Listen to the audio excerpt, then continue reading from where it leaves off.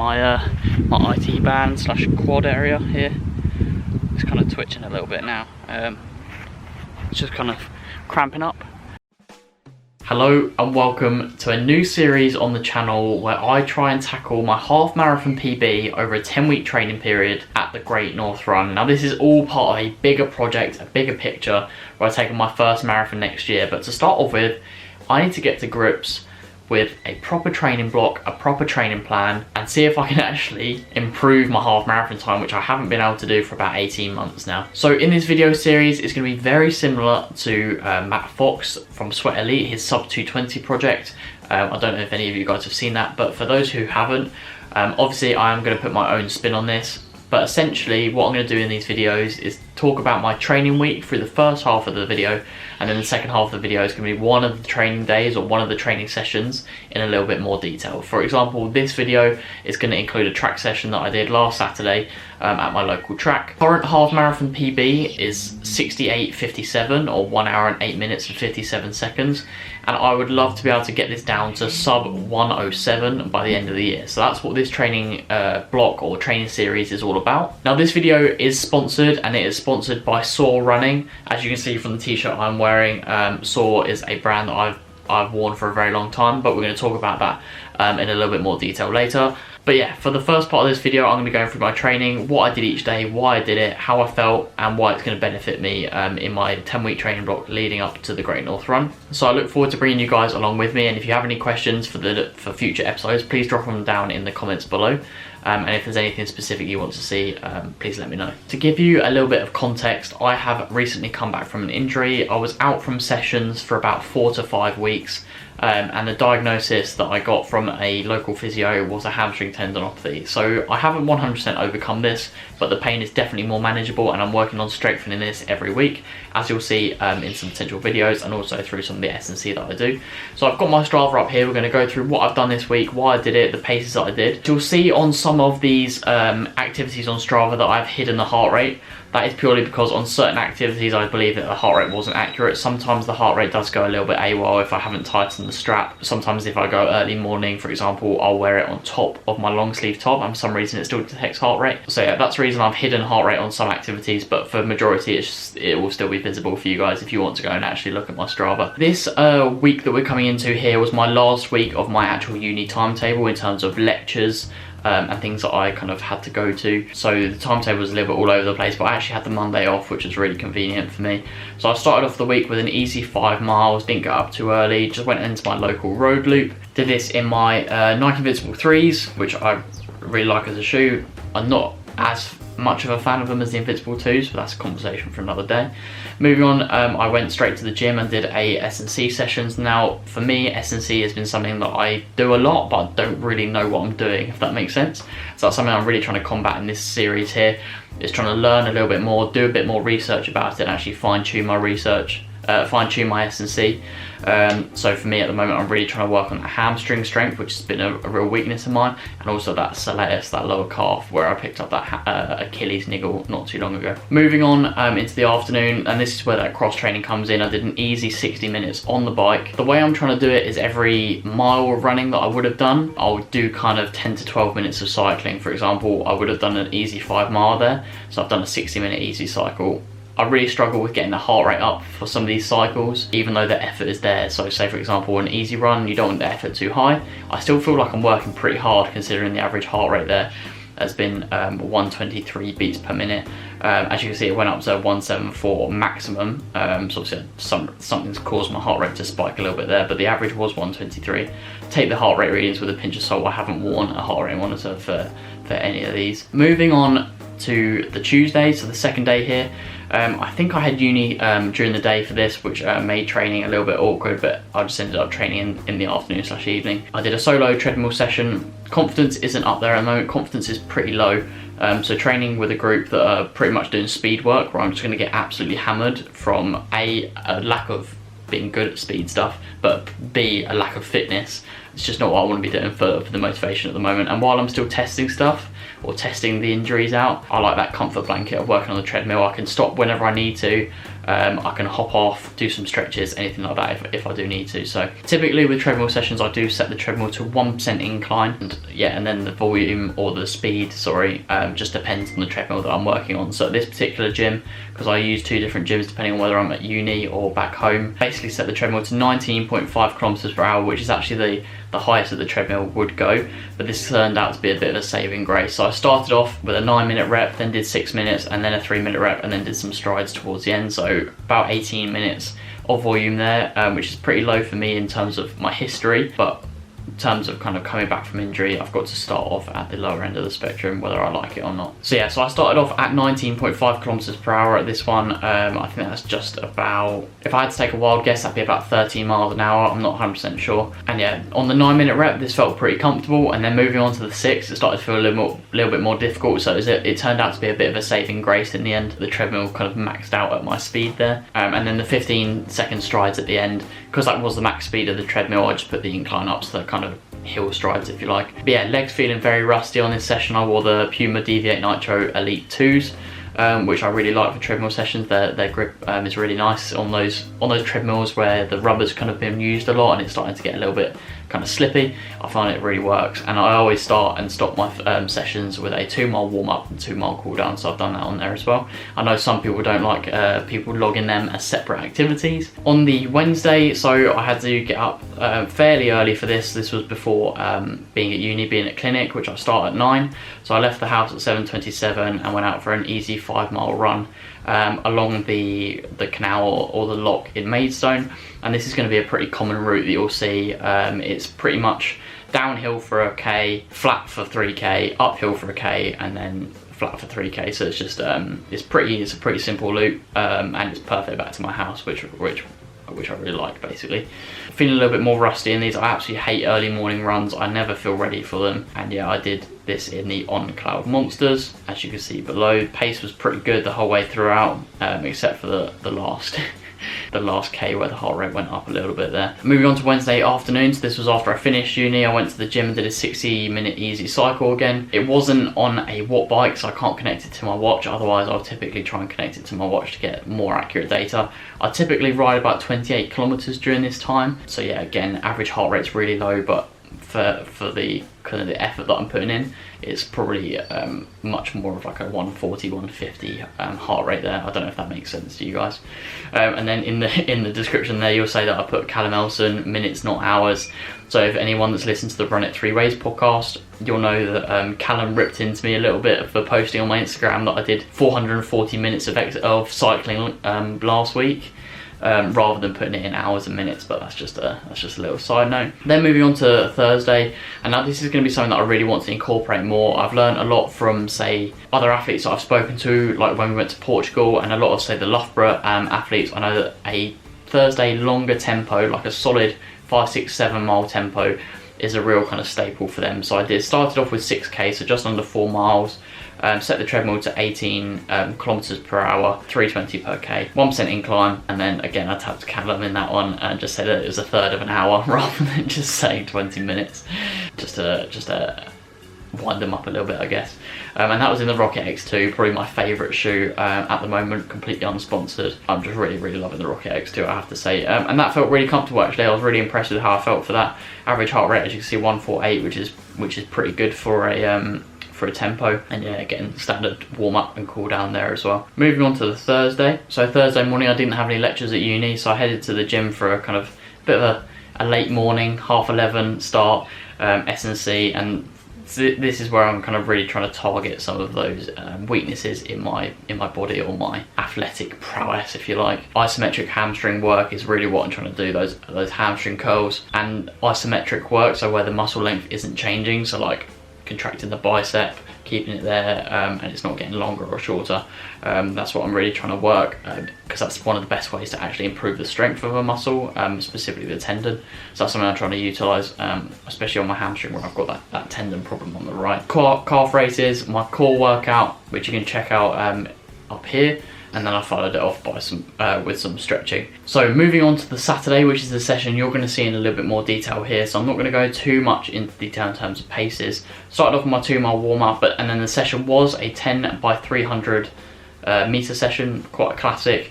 and I ended up only doing 7. As I said, you're gonna have to wait just a few more minutes to see how I got on in that, but I would say it's a little bit of a baptism in fire getting back into training, if you like, and it definitely kind of caught me off guard. My left quad was starting to cramp a little bit. Not an injury as such, just literally I don't think my body was too happy about kind of getting back up to that pace. So yeah, I was up to kind of 4-minute mile pace, which is quite fast for me really. And then did my standard cool down and kind of limped around, but we got it done. And then in that Saturday evening, I did a 60-minute cycle out on the bike. I would prefer to get out on the bike if I can, but sometimes it's not always doable because my bike's here in Herne Bay, not in Maidstone when I'm away at uni. So I have to kind of pick and choose here and there. So yeah, that's 60 minutes of cycling again, about 27, 28 kilometers, and that was really windy, that one. I went up quite a few hills. I like to go up some good hills on my easy cycles when I'm actually out on the bike, kind of initiate my inner Vingegaard or Pogačar. Moving on to the Sunday, and this is where you guys will have seen me pacing Albury runs or Albury running at the Essex 10k. So on a Sunday I was planned in my training plan to do 10 miles. So obviously a 10k around London, there wasn't really much time for doing extra before or extra after. So I did 10k with the big man himself, with Ben is running as well. And then when I got back from London, I went onto the treadmill, as you can see here with Lucy. So we just headed to the treadmill at the local gym, and I did 4 miles. I was going to start it off as just a steady 4 miles to kind of balance out the pace from going a little bit slower at the 10k, but I felt really good, and I absolutely love treadmill running, so I just bumped up the pace a little bit and got that average down to about 3:37 per k. Again, average heart rate not too bad, but a little bit higher than maybe I would have liked. But you never know, it was quite hot in there on that day. That is the first week of training complete, and we finished on a total of 70 kilometers for the week. So I think that's about 44 miles, I would say, if I had to take a wild guess. And cycling, I'm going to generally go off time, because obviously the time when I'm on a bike that isn't a watt bike, the distance always comes up as 0. So although it says it's taken me 3 hours to do 27 kilometers there, I have actually done a lot more than that. So 3 hours on the bike and 44 miles ran there, with 3 hours and 29 minutes of S&C. So yeah, it's all looking good in terms of cross training to keep the aerobic system working. And I'm also currently trying to lose a little bit of that injury weight that I put on. Not necessarily trying to overdo it or cut calories here and there, because that's obviously not safe, but just trying to get back to training the best I can really. And I did no elliptical work this week, but I do plan on doing a little bit more in the future, as I kind of use that as a bridge back to the running. So I'll use cycling as the least impact, elliptical is a little bit more impact, and then the running itself as the high impact. So thank you to Saw for sponsoring this video series. I wouldn't be able to produce this video series without their help. Saw are a premium quality running apparel brand based in the UK. They started in 2015, and they have been the manufacturer of many of the top clubs club vests for quite a few months now. You'll have seen them at any local races, your Tunbridge, your Highgate Harriers, your Leeds City. All of the top clubs in the country are using Saw to provide their vests, and this is because of the quality. Now, when I tell you that these vests are ridiculously lightweight, they're stupid. Like, put them on a set of scales, we're talking grams. It's the lightest weight kit I've ever seen, and I've been in the game for a pretty long time now. Now, the reason I absolutely love Saw is because of how breathable and lightweight it is. I've literally worn a long sleeve top from Saw in the summer, and that's just absolutely mind-blowing to me, the fact that I can wear a long sleeve top in the summer and it's not I'm not overheating. But yeah, one of the main reasons is wearing it in the gym. I'm doing a lot of cross training, so trying to stay cool in the gym and not sweat all over all the equipment is a massive game changer for me really. Helps keep me cool, and for no other reason than it looks really cool. So a massive thank you to Saw for sponsoring this video series. Please go check them out and look at their website and just see what tickles your fancy really. But without further ado, let's get into this session, 10 by 300s, or not quite 10 by 300s. But yeah, I hope you enjoy. Good morning guys, today is going to be my first group session back. So first proper training session in over 4 weeks. So I'm actually a little bit nervous, which I didn't expect to be. For breakfast today I've got just some electrolytes in my White Girl iced coffee cup, and then I've got some banana bread made by Grace. Now this series is not going to be about someone trying to eat the perfect diet and do the perfect training. this series is going to be about someone doing what normal people do, which is I've laid in for too long, so I can't have a proper breakfast because it will just sit in my stomach horribly. So I'm having a slice of banana bread. But you know what? It's going to have sugar, it's going to have carbs. I know that's the same thing, and I don't know what else goes into banana bread. So it's fuel. I've got my electrolytes, and then I'll try and have something a little bit more substantial for lunch. But sometimes people lay in, sometimes people skip breakfast or don't have the right thing for breakfast, and that's okay. Obviously you want to try and be consistently good as possible, but today's just not one of those days. So gonna have this banana bread, get ready for training, and yeah, head to the track for my first session back.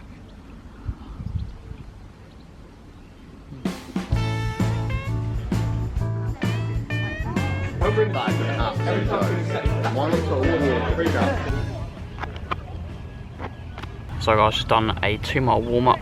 It's absolutely roasting. I don't know what temperature it is already, probably like 25 degrees.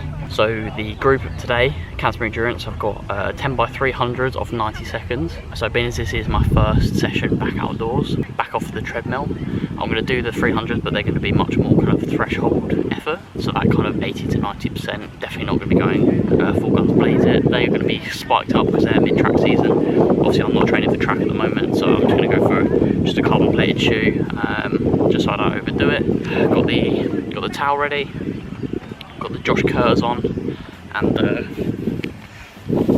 got the very, very sexy pink saw vest that you've seen. I did the Stafford Half Marathon in, 10 300s of 90 seconds rest, then I'll do a slightly longer rest, or I might just keep it at 90, and then I'm going to do a 10-minute tempo probably. I'll see how I feel. Obviously first session back, I definitely do not want to overdo it, but that's what coach has set, so that's what we'll go with really. Obviously having had 4 weeks away from any proper sessions, this is going to feel pretty rusty. I expect to be fully dropped off the back, but the main kind of thing from my training at the moment is just to shift a couple of pounds that I've gained from kind of being a little bit more sedentary, from obviously not running as much, and then obviously to start hopefully sharpening up again and getting that fitness back. That won't have disappeared, it will just feel like it's out of reach a little bit at the moment, but it will come back a lot quicker than I expect to. So yeah, anyway, let's get these shoes changed and get ready for the session.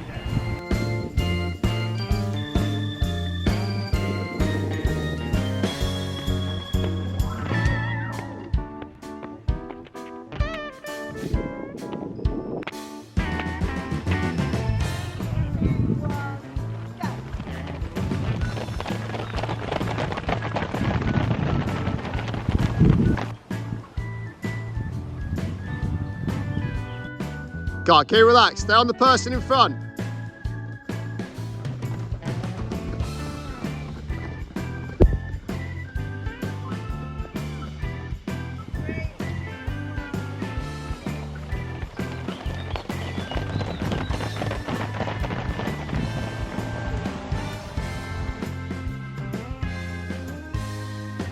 Go on, guys.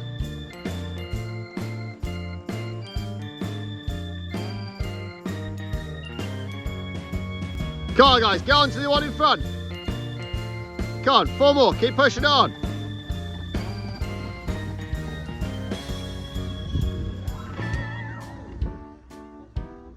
Come on, keep going off the bend.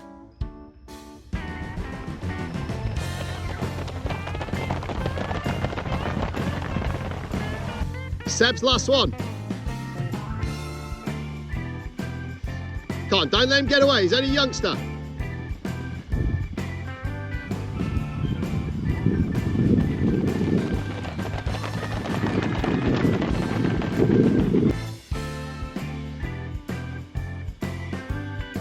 Go on, all the way through.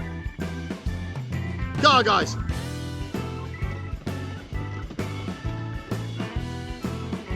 Go on, Gibbo.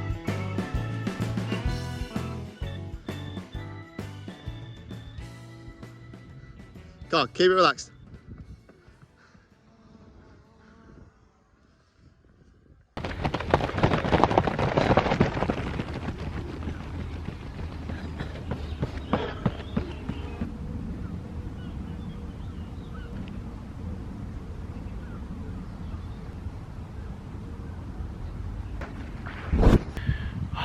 So guys, had to tap out there after the 7th rep.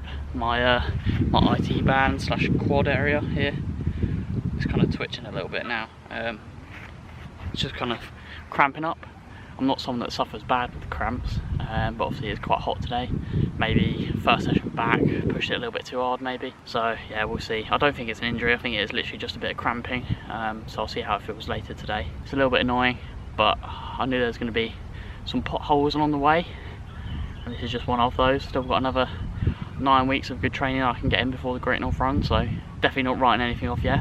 It's only one session, you know, so done the right thing, balled out. And I can just feel it even just crouching down there. So yeah, gonna cool down, monitor it, might see if I can get a sports massage later, see if that'll help, but we'll go from there really. But yeah, not ideal, but not horrific either. 7 300s banked, 9 weeks to go, plenty of time. So guys, I hope you have enjoyed this first episode of the Sub 67 project. Please leave any feedback you have in the comments down below. It's the only way I can improve this series if I know what you guys like and dislike about it. But anyway guys, thanks for tuning in. Look forward to episode 2. And yeah, please like, subscribe, share with your own buddies. Love the pain. I'll catch you in the next one.